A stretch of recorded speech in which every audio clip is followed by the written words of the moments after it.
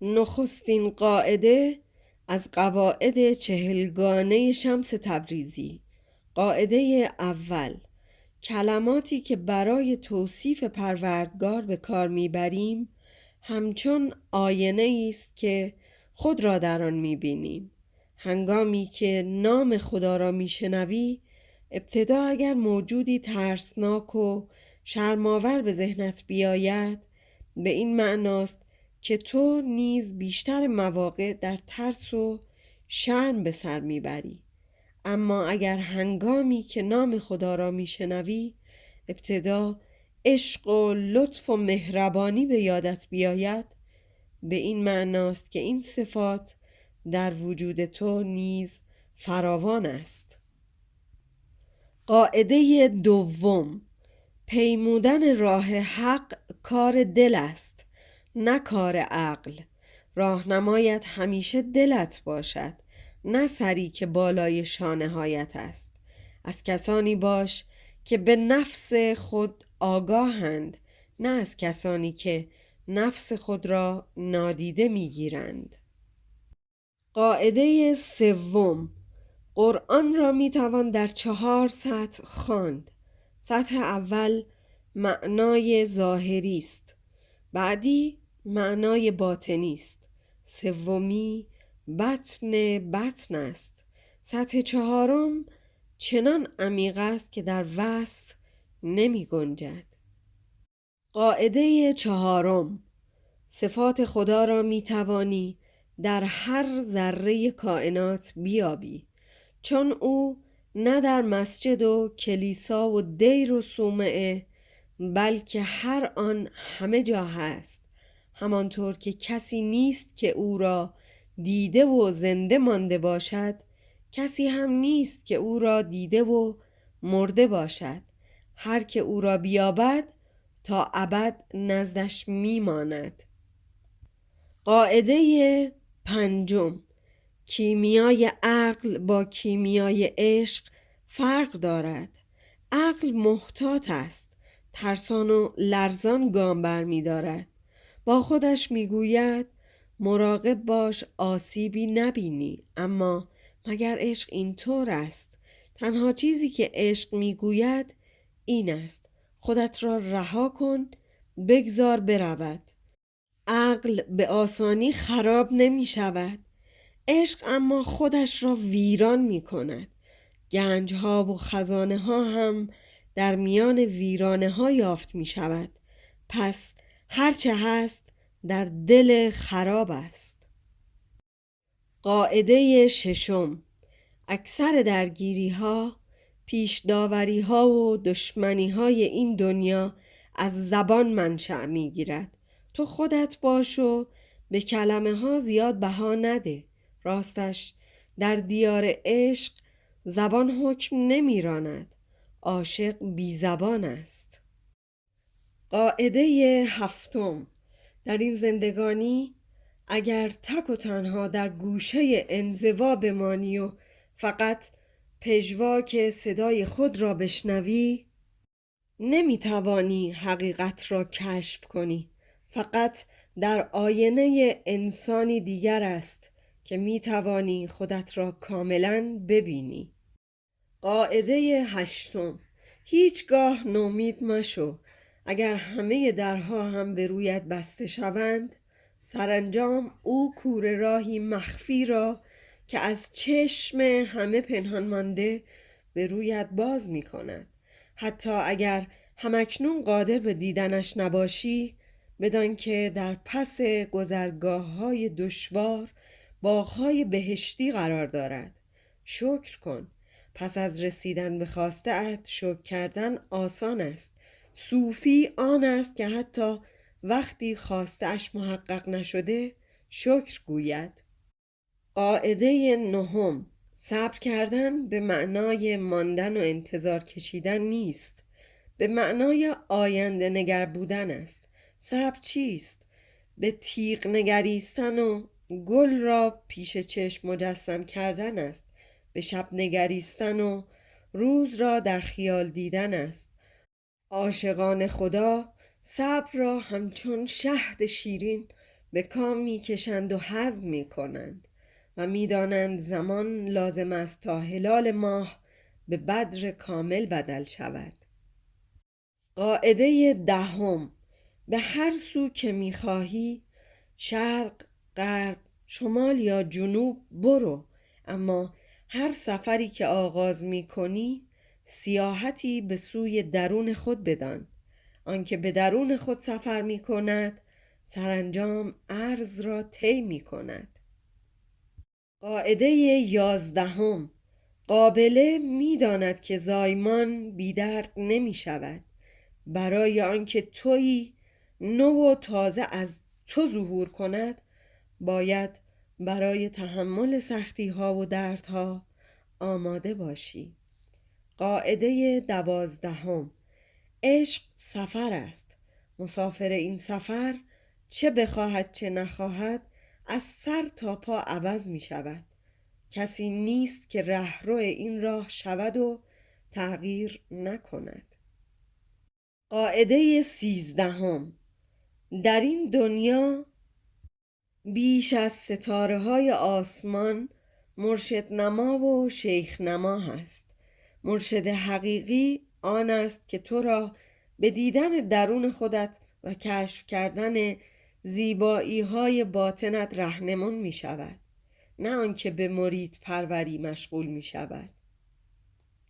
قاعده 14: به جای مقاومت در برابر تغییراتی که خدا برایت رقم زده است تسلیم شو. بگذار زندگی با تو جریان یابد، نه بی تو. نگران این نباش که زندگیت زیر و رو شود. از کجا معلوم زیر زندگیت بهتر از رویش نباشد. قاعده 15: خدا هر لحظه در حال کامل کردن ماست، چه از درون و چه از بیرون. هر کدام ما اثر هنری ناتمامی است. هر حادثه ای که تجربه می کنیم، هر مخاطره ای که پشت سر می گذاریم برای رفع نواقصمان طرح‌ریزی شده است. پروردگار به کمبودهایمان جداگانه می پردازد، زیرا اثری که انسان نام دارد در پی کمال است. قاعده 16: خدا بی نقص و کامل است. او را دوست داشتن آسان است. دشوار آن است که انسان فانی را با خطا و ثوابش دوست داشته باشی. فراموش نکن که انسان هر چیزی را فقط تا آن حد که دوستش دارد میتواند بشناسد. پس تا دیگری را حقیقتاً در آغوش نکشی، تا آفریده را به خاطر آفریدگار دوست نداشته باشی، نه به قدر کافی ممکن است بدانی و نه به قدر کافی ممکن است دوست داشته باشی. قاعده 17: آلودگی اصلی نه بیرون و در ظاهر بلکه در درون و دل است. لکه ظاهری هر قدر هم بد به نظر بیاید با شستن پاک می شود، با آب تمیز می شود. تنها کثافتی که با شستن پاک نمی شود حسد و خباثت باطنی است که قلب را مثل پیه در میان می گیرد. قاعده 18: تمام کائنات با همه لایه ها و با همه بغرنجیش درون انسان پنهان است. شیطان مخلوقی ترسناک نیست که بیرون از ما در پی فریب دادنمان باشد، بلکه صدایی است درون خودمان. در خودت به دنبال شیطان بگرد، نه در بیرون و در دیگران. و فراموش نکن هر که نفسش را بشناسد پروردگارش را شناخته است. انسانی که نه به دیگران بلکه به خود بپردازد سرانجام پاداشش شناخت آفریدگار است. قاعده 19: اگر چشم انتظار احترام و توجه و محبت دیگرانی، ابتدا اینها را به خودت بدهکاری. کسی که خودش را دوست نداشته باشد ممکن نیست دیگران دوستش داشته باشند. خودت را که دوست داشته باشی، اگر دنیا پر از خار هم بشود نومید نشو، چون به زودی خارها گل می شود. قاعده 20: اندیشیدن به پایان راه کاری بیهوده است. وظیفه تو فقط اندیشیدن به نخستین گامی است که بر می داری، ادامه اش خود به خود می آید. قاعده 21: به هر کدام ما صفاتی جداگانه عطا شده است. اگر خدا می‌خواست همه عیناً مثل هم باشند، بدون شک همه را مثل هم می‌آفرید.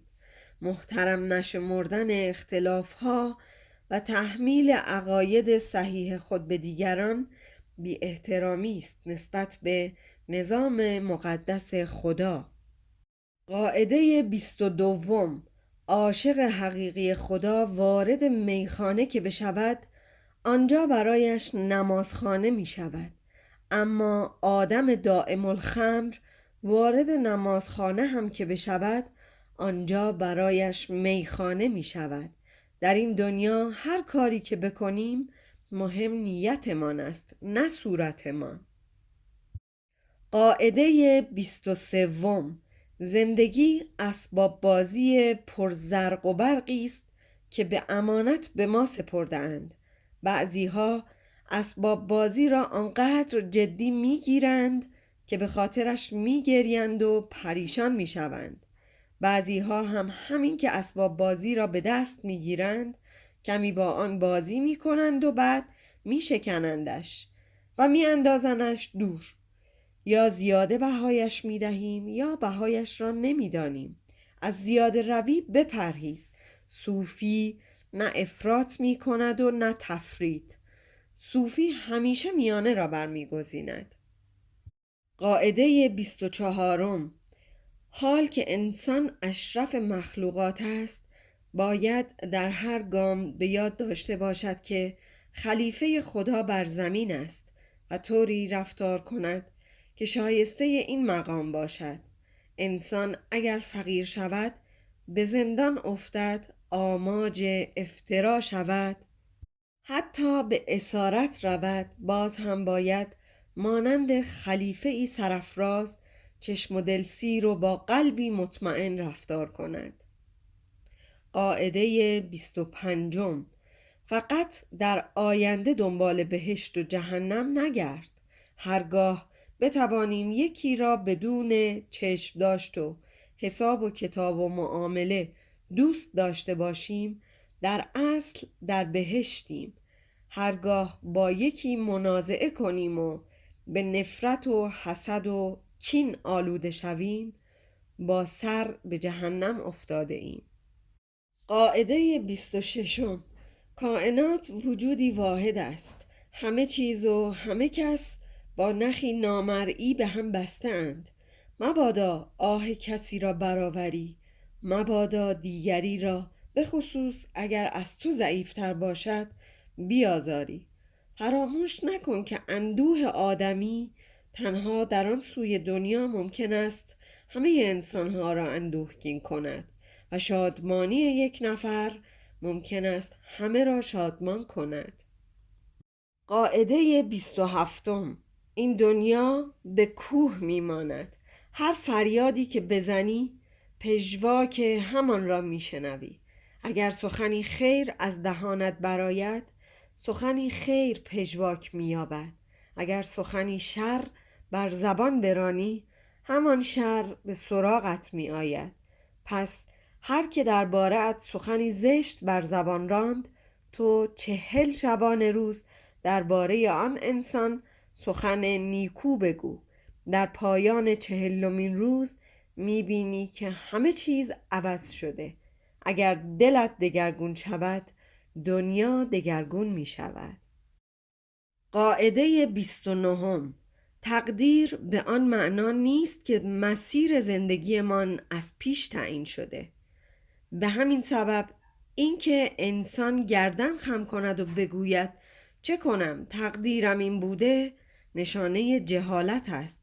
تقدیر همه راه نیست، فقط تا سر دوراهی هاست. گذرگاه مشخص است، اما انتخاب گردش ها و راه‌های فرعی در دست مسافر است. پس نه بر زندگیت حاکمی و نه محکوم آنی. قاعده 30: صوفی حقیقی آن است که اگر دیگران سرزنشش کنند، عیبش بجویند، بدش بگویند، حتی به او افترا ببندند، دهانش را بسته نگه دارد و درباره کسی حتی یک کلمه حرف ناشایست نزند. صوفی عیب را نمی بیند، عیب را می پوشاند. قاعده 31: برای نزدیک شدن به حق باید قلبی مثل مخمل داشت. هر انسانی به شکلی نرم شدن را فرا می گیرد. بعضی ها حادثه ای را پشت سر می گذارند، بعضی ها مرضی کشنده را، بعضی ها درد فراق می کشند، بعضی ها درد از دست دادن مال. همگی بلاهای ناگهانی را پشت سر می گذاریم، بلاهایی که فرصتی فراهم می آورند برای نرم کردن سختی های قلب.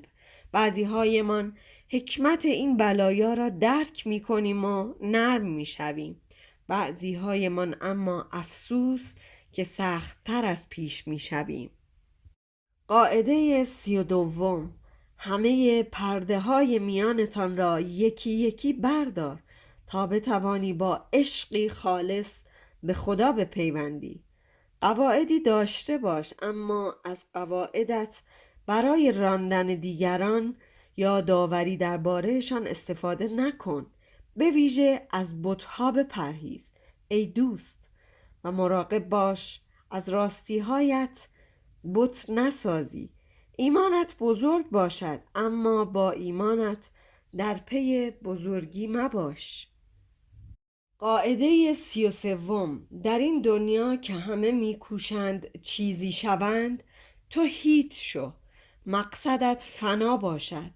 انسان باید مثل گلدان باشد، همانطور که در گلدان نه شکل ظاهر بلکه خلأ درون مهم است، در انسان نیز نه ظن منیت بلکه معرفت هیچ بودن اهمیت دارد.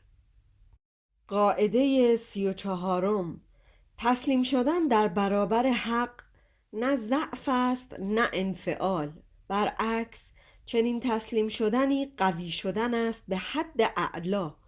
انسان تسلیم شده سرگردانی در میان موجها و گردابها را رها می کند و در سرزمینی امن زندگی می کند. قاعده 35: در این زندگی فقط با تضاد هاست که می توانیم پیش برویم.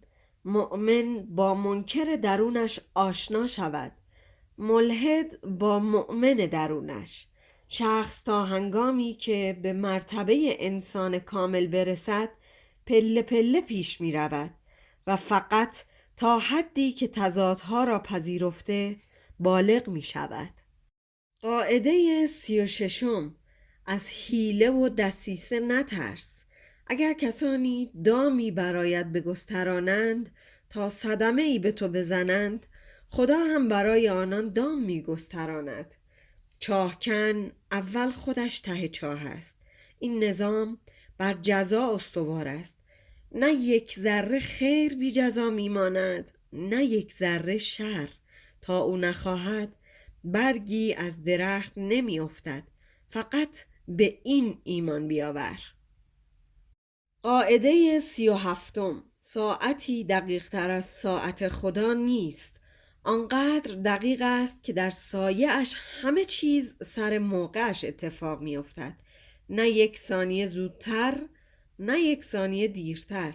برای هر انسانی یک زمان عاشق شدن هست و یک زمان مردن.